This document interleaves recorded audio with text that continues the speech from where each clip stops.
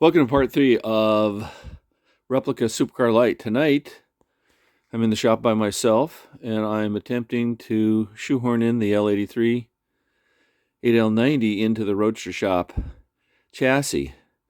I've done this a lot of times, many times. Well, not with the L83, but it's always exciting.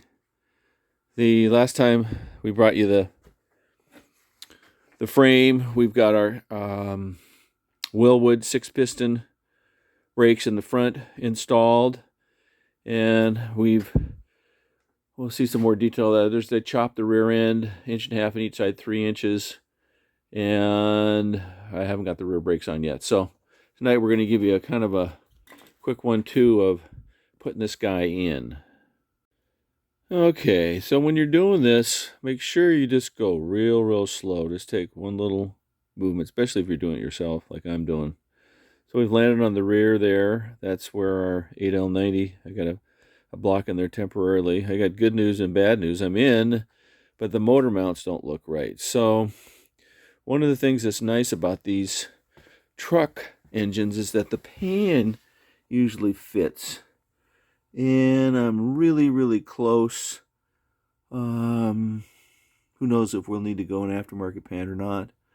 But the biggest problem right now is that something's funky with the motor mounts.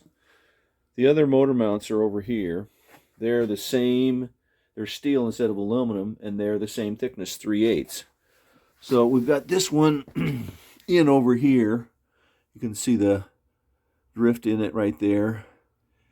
And unfortunately, we got a giant Gapioso over here.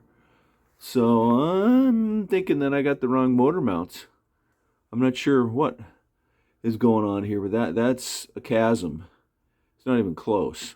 And they're the same thickness, so I'm not thinking changing the motor mounts is going to solve the issue here. So a couple of issues on the back here. The heat shield needs to come off. That's no big deal.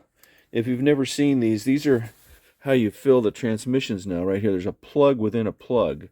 There is no level guide. There's no stick to, like your engine oil and transmission level. They don't do it that way. In fact, the manual says, don't worry about it. Take it to the dealer.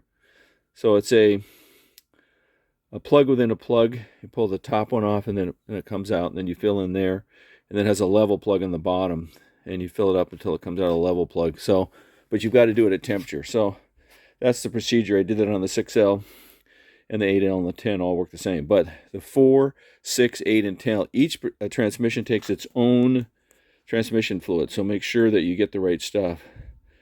So anyway, that's about as far as we can get to tonight.